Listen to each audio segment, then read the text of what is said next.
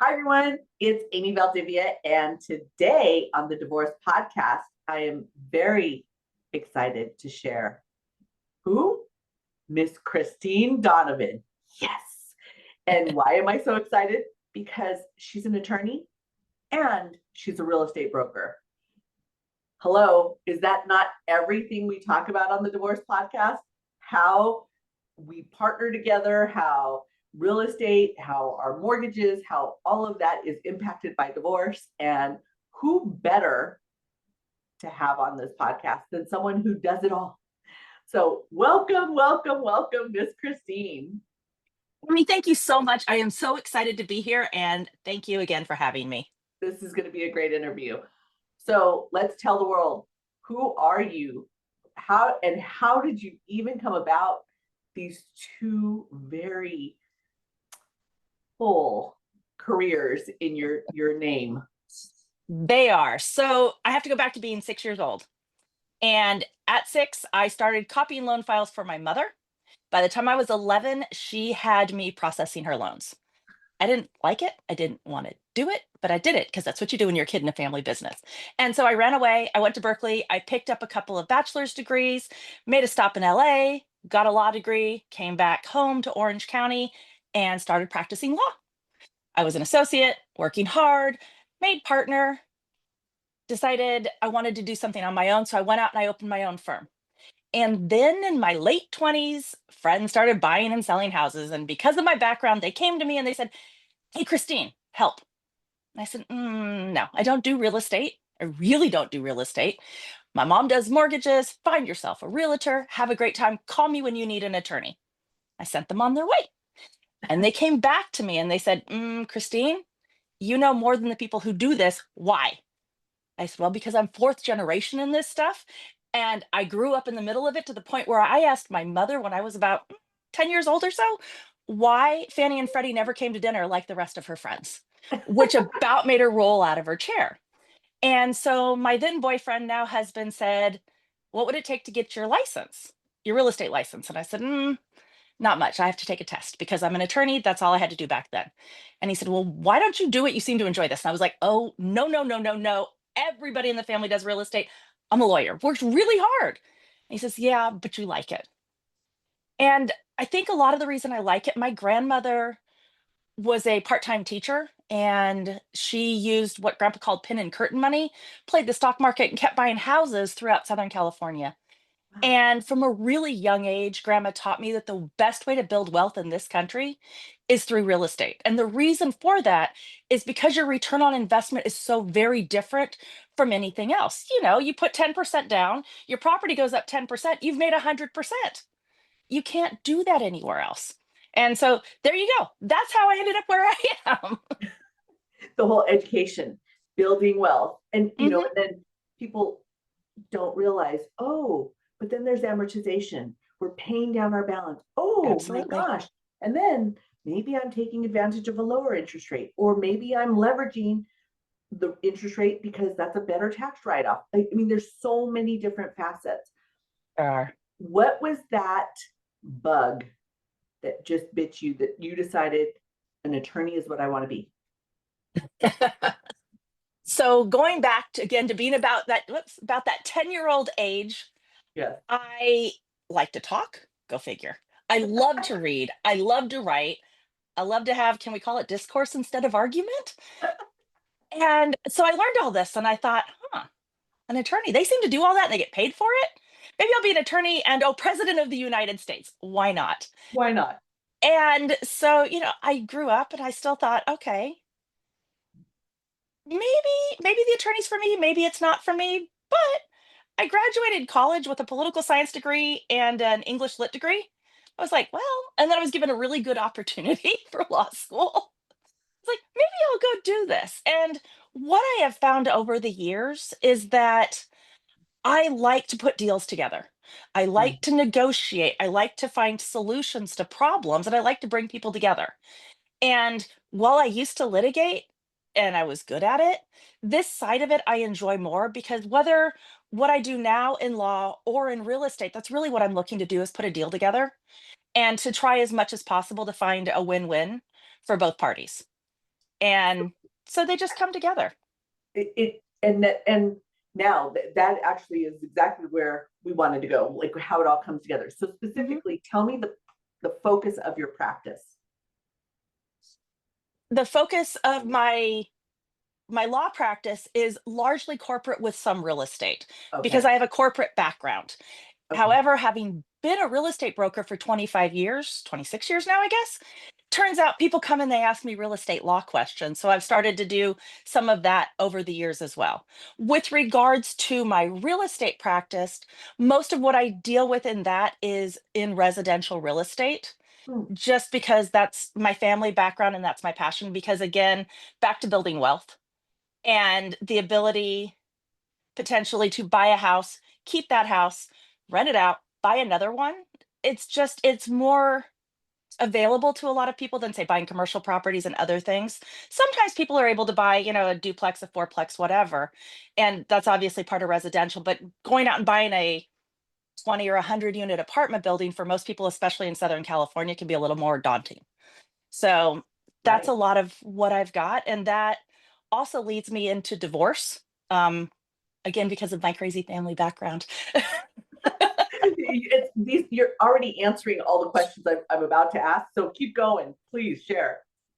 All right. So my family gets a little nuts sometimes. There are 10 kids in my generation, and we don't have two parents. We don't have four, six. We have eight parents for those 10 children. So if you start doing the math, you might be able to figure out there are a couple divorces along the line.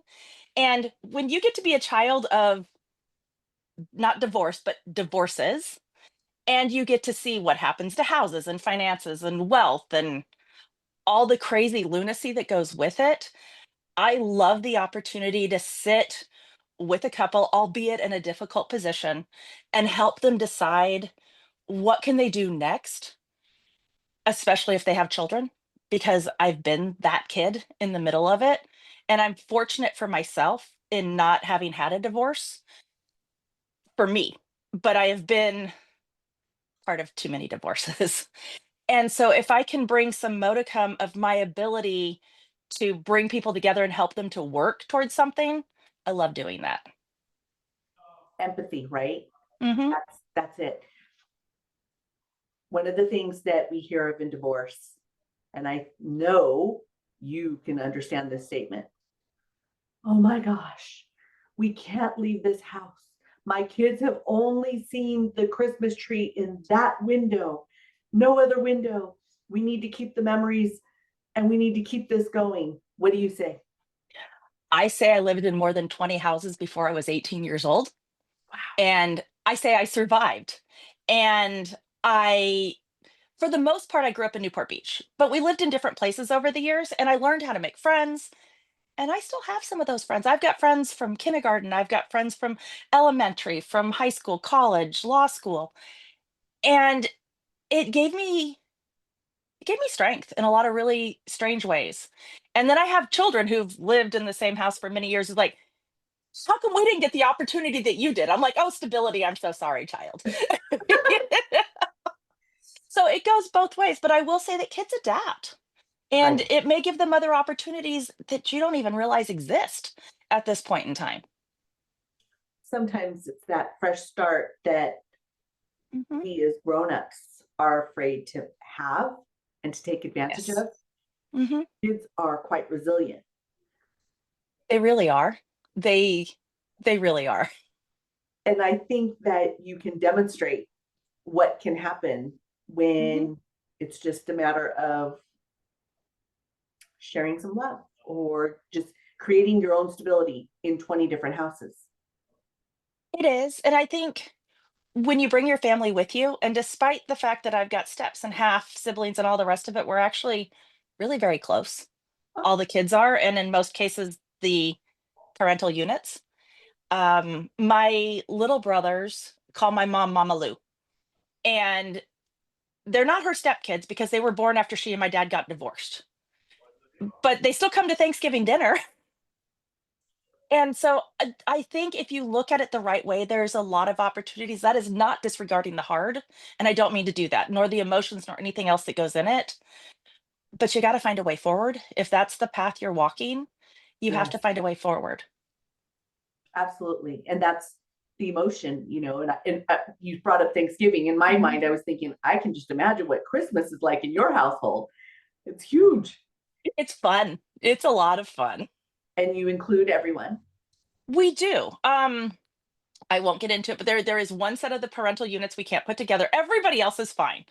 And when you get that many people and there's only one little pair, it's actually really good. But no, the kids get along. Most of us have really strong relationships with each other. I have siblings who are not related to each other who consider each other siblings.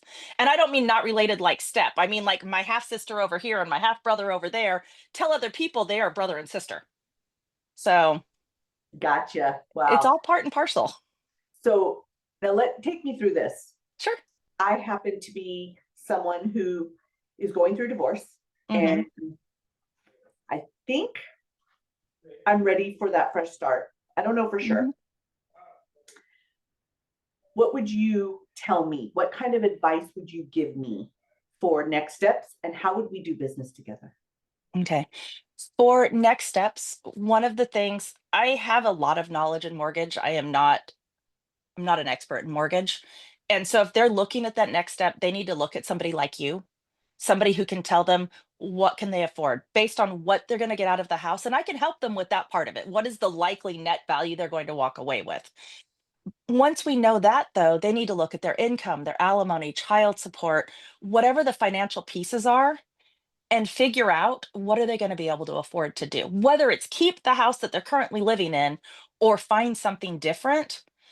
To me, that's the most important piece because there's no decisions that they can really make until they understand what they're able to do.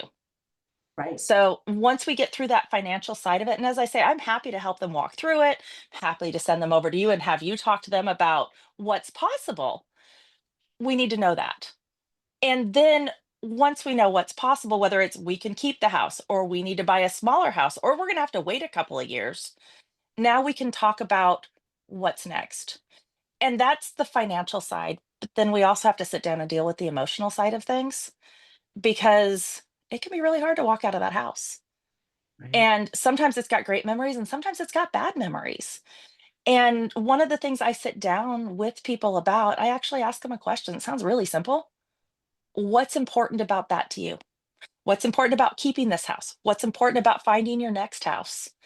And then I dig down deeper in Mm, that to really try and get them both to help me to understand, though in many cases with a divorce, to help them to understand.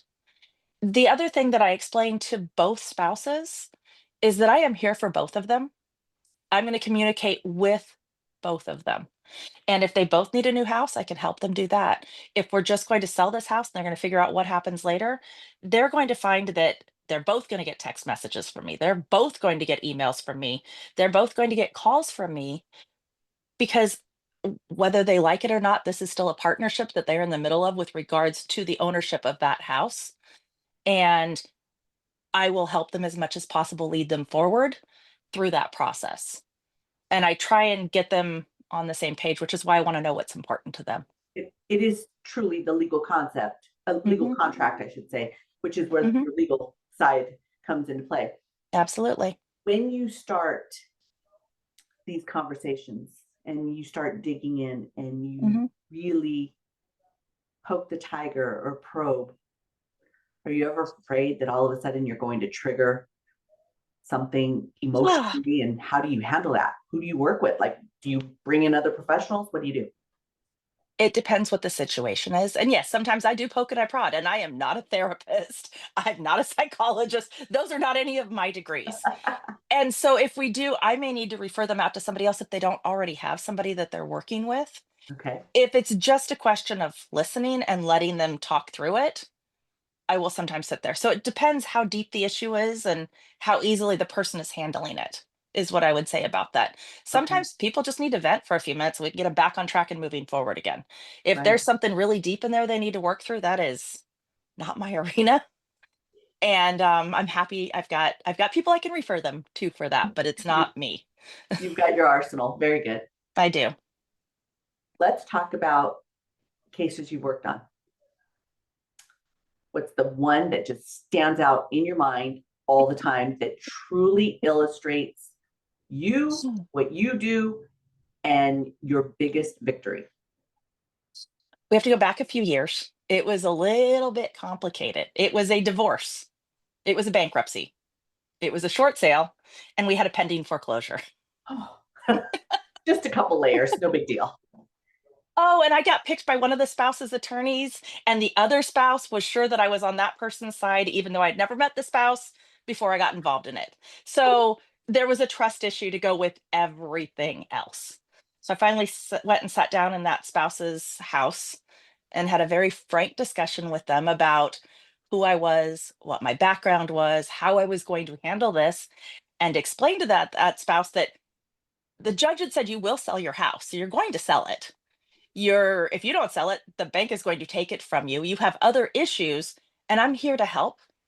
And we should not, that spouse and I should not be in an adversarial position, because what I was there to do was to accomplish something for both spouses. I was not the attorney that was the attorney representing the other spouse. And so I think that was one of those times that I walked away with real clarity of, I need to make them both understand from the very beginning, I'm not here for one party or the other. I'm here for both of them and for a specific purpose, which is to get that house sold. And in most cases these days, to sell it for as much money as possible. That was not the case with the short sale, though I did manage to walk away with some money because of some stuff that was going on back then, but a different story for another time. That is a win then. It was a big But win. now tell me the flip side.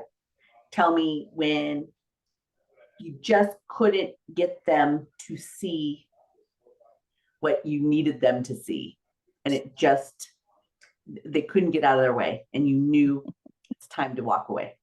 That case, that one that just gets you. We all have them. That is not a divorce case, actually. Those with the divorce cases, I've been very successful. That's a whole different story where you had somebody who just couldn't get out of their own way Right. and wanted help. And I put so much time and so much energy. And some days I was the best thing under the sun. And the next day I was the worst thing under the sun. And my husband Right. finally said, just walk away. Walk away. Walk away. It is not worth your peace of mind, because that particular person couldn't get out of their own way. And no matter what a good job I was doing, it just wasn't there.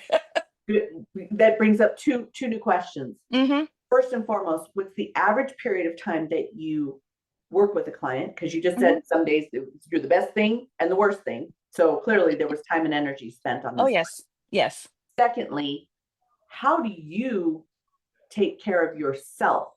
Because this sounds like a very emotional journey. How do you gear up, take care of yourself, lick your wounds, whatever, however you want to put that? Give yourself some me time. I am fortunate. I am one of those people who has a really strong circle around them.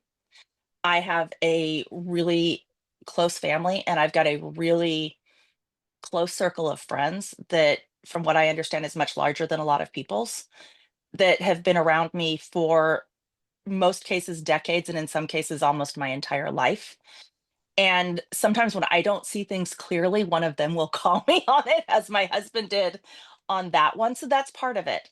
On the lighter side of things, I like to travel. I am a Disney fan.